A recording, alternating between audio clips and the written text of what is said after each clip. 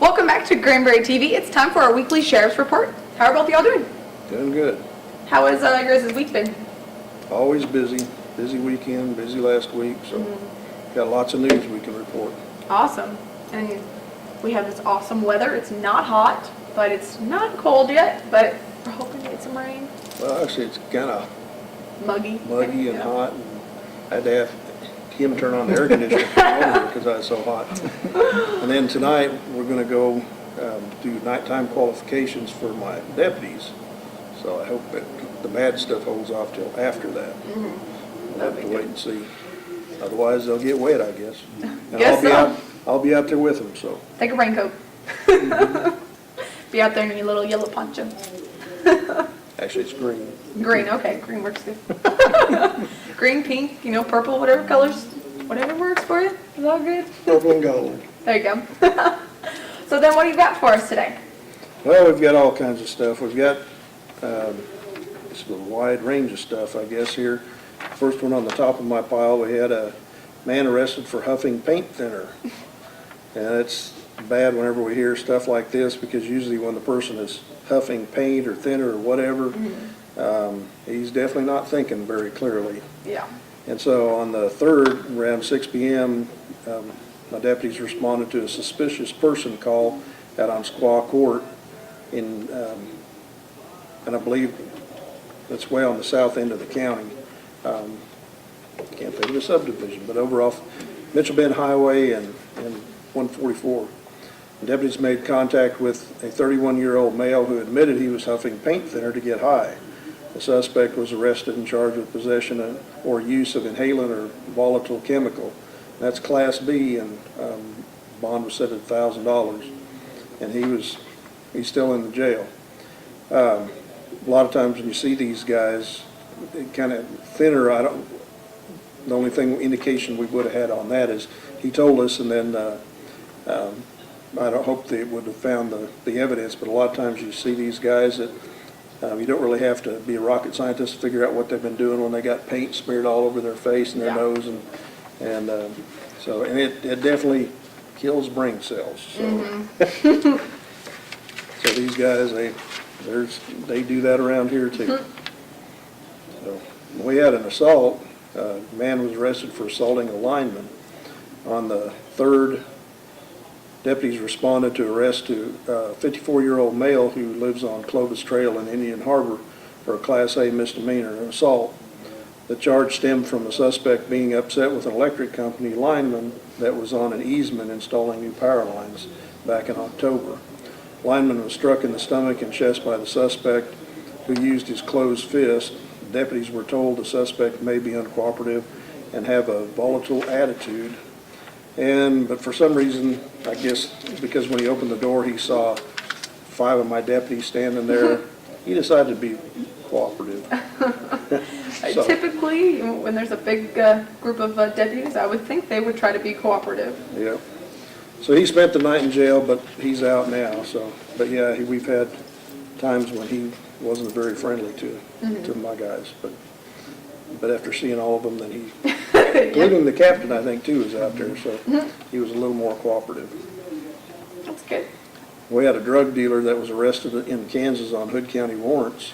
That happens every once in a while. These guys know that I try to keep the pressure up on them as hot and heavy as I can around here, so they leave the country, leave the county and leave the state. And on the 28th, my transport officers, I got Stephen Robert Turner, 33 years old, back from Salina County, Kansas, on a drug warrant of manufacture and delivery of a controlled substance.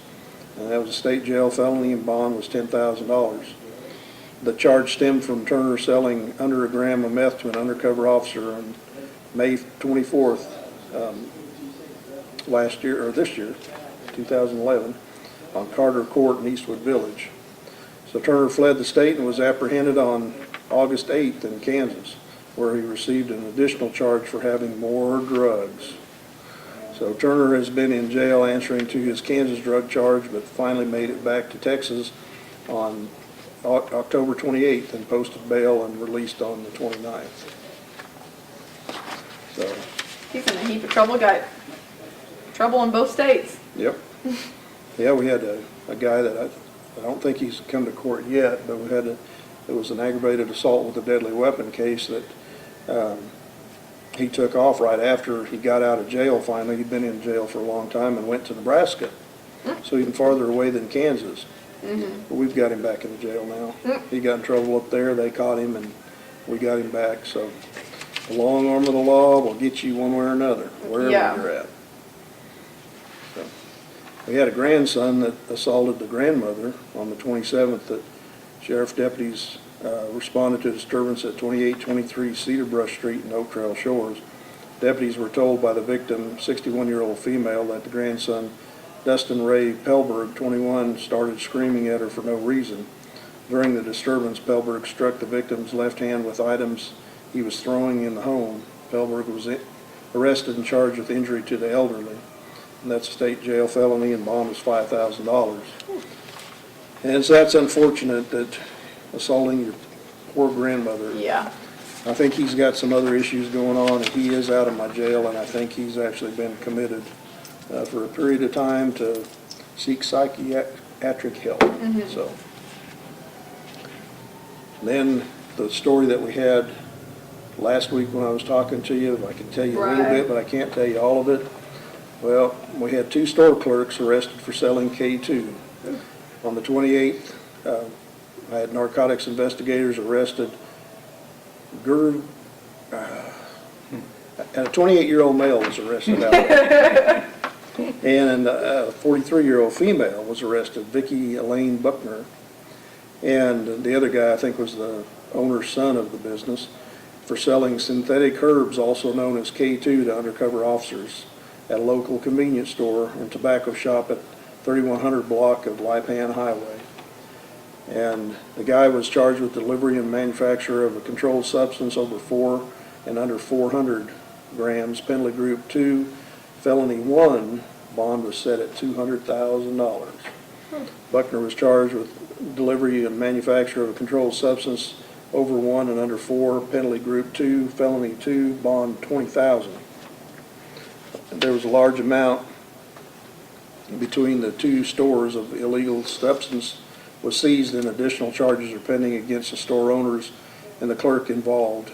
The investigation continues pending lab results on the items. I guess this is one of the first cases in the state that is going to the lab. So, but I'm going to take all this stuff serious. It's bad enough having meth and marijuana, but we've had a number of people hurt in the last couple of years with this K2. That we had a guy that had seizures. We had another guy that was paralyzed from his waist down from having this. Fortunately, it wasn't anything permanent, but he spent quite a bit of time, like a week, I think, up in the hospital in Fort Worth. So this is some bad stuff that these kids are trying out here, and we're going to do everything we can to keep it away from the kids. Definitely. And the law finally got passed to ban it statewide. Before it was just limited to some of the cities that passed the ban, but now it's a statewide deal, so we can enforce it out in the county too. So we're not going to tolerate it. We're going to do everything we can to keep it off the streets. Definitely. So putting everybody else on notice that if they got some left over from when it was legal, you better get rid of it. And if you're buying it illegally, we're going to catch up to you. Definitely. We had another one where a drug dealer was arrested for selling meth. On the 30th of October, had undercover narcotics officers arrested and charged Ashton Sean McCarty, 21-year-old, for delivery and manufacture of a controlled substance, felony 2, bond of $25,000. He sold 2.1 grams of meth to an undercover officer at a local grocery store at the 1400 block of East Highway 377 in Granbury. McCarty also has a parole warrant with no bond, so he's in my jail and he's not going anywhere. So, and especially when you screw up and sell to an undercover officer, and there's a number of my guys out there, and you never know where they might turn up, so better not be selling dope or we're probably gonna get you. Yeah. Sounds like you guys have had a lot of drug cases recently. Yeah, it kind of, comes and goes. Yeah. We get real busy for a while, and then it'll slack up when we got everybody in jail, I guess, I don't know. And then it'll pick up again, and so, yeah, the guys have been really busy. But that's good though, because now they're off the streets and they're in jail, where they should be. Well, this one's fairly new in town, too. Yeah, this guy, he's fairly new in town. I can't remember if I think he had a Fort Worth address, but he has a criminal history, and once we found out about that, I told my guys that we can't let him stay out there on the street. We got to pick him up and get him put away and keep everybody safe. So Yeah. we were able to work another undercover deal with him, and so he went to jail right after that. Well, then I guess it's time for our Crime Stoppers Crime of the Week. Crime of the week. Crime Stopper needs information on a burglary. This burglary occurred at a residence on Gila Circle in Indian Harbor sometime between October the 19th and October the 21st. Forced entry was made into the residence and the entire contents were stolen.